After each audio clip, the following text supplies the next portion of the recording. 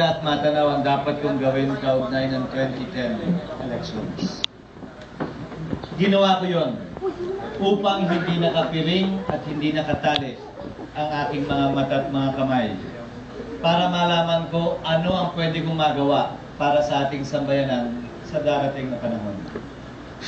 Mula sa aking malayang pagkakatayo, tunay namang mas nakita ko ang dapat nating gawin bilang isang bansa at bilang isang lahi. Kabilang na ang pag-amin at pag-ako ng anumang kakayanan o kawalan ito kaugnay sa mga mithiin, pangarap at layunin natin para sa ating bansa. Nitong mga nagdaang araw, nagnilay-nilay ako, kumausap sa maraming malalapit na kaibigan at gayon din pamilya. Kinausap ang ilan sa ating mga kababayan at pinagpasyahan ang aking papel na gagampanan sa darating na halalan. Akala ko magiging madaling desisyon, pero hindi pala. Akala ko napakadali ang magiging pasya, pero hindi pala. I've always said that for me, it's the presidency, but not at all cost. Not at the cost of losing my soul, not at the cost of losing myself, not at the cost of being eaten up by the system in the process, and certainly not at the cost of not being able to do the things that I want and set out to do. Para sa akin, panguluhan lamang ang aking nasa isip.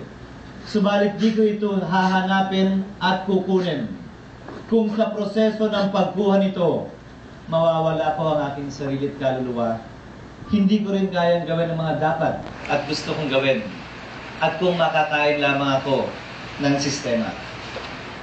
Para sa akin, hamon itong dapat tingnan ng lahat na ng unang nagdeklara. Sila ba'y nakain na ng sistema o hindi pa sa daan tungo sa Panguluhan? Sila ba ay kaya pa rin gawin ang lahat ng pinapangako sa ating magaganda at matatamis habang nangangampanya? Hindi ko makukonsensang sabihin yan kung hindi ko rin lang kayang gawin. Kung ako ay pagtitiwalaan. Dahil po sa lahat ng nabanggit ko, akala ko'y madali, pero hindi. Napagpasahan ko na hindi tumakbo bilang Pangulo sa darating na halalan. Napagpasahan ko na hindi man bilang kandidato, ako'y may papel na pwedeng gampanan bilang Pilipino at ordinaryong botante sa panahong ito. Napagpasahan ko na hindi man ngayon ang panahon para matupad ang pinangahawakan ko, pangarap at layunin kong panguluhan ng hindi nakatali.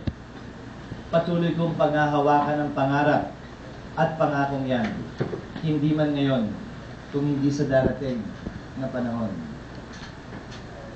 Nais kong gamitin ang pagkakataon ito para magpasalamat sa lahat ng naniwala at nagtiwala. Sa lahat ng gumalaw at kumilos, maski na walang salapi o pera. Sa lahat na nagsalita at naniwala, sinigaw ang pakikiisa sa aking pangarap nang walang katumbas at walang kapalit. Kanina umaga bago ko umalis, binisita ko ang dalawang anak ko na kambal. At yun lamang ang nagbigay sa akin ng lakas kumarap sa inyo ngayon. Dahil maraming nagsasabing, kung di ka rin lang naman tatakbo, sis, ba't ka pa mag-press con? Mag-press release ka na lamang. Buong tapang at buong loob kong naisabihin ito sa harap ninyo.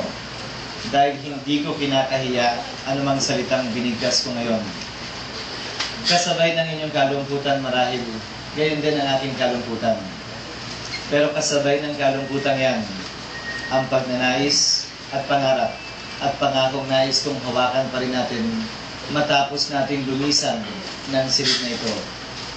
Ang pangako ng isang bagong Pilipinas, ang pangako ng isang bagong pagbabago, ang pangako ng isang Pilipinas na hindi tulad ngayon, na kung hindi man natin makakamtan ngayon at sa pamamagitan ko, sana magampanan ito ng mga nagpapakilala sa ating reresolba sa lahat ng ating problema.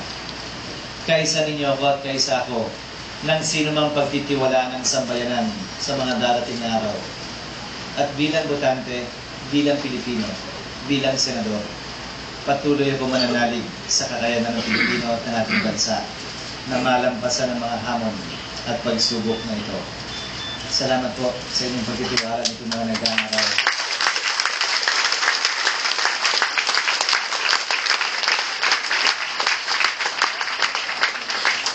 At salamat din po sa inyong pagtitiwala sa akin, sa aming grupo at sa aming lahat, sa hikaing aming pinanghawakan. Makakaasa kayo na patuloy namin itong gagawin at gagampanan sa mga susunod pong araw. Sa muli po, taus-pusong pagbati. Salamat sa pagbisita at isa pong maganda at pinagpalang umaga. Thank you, good morning.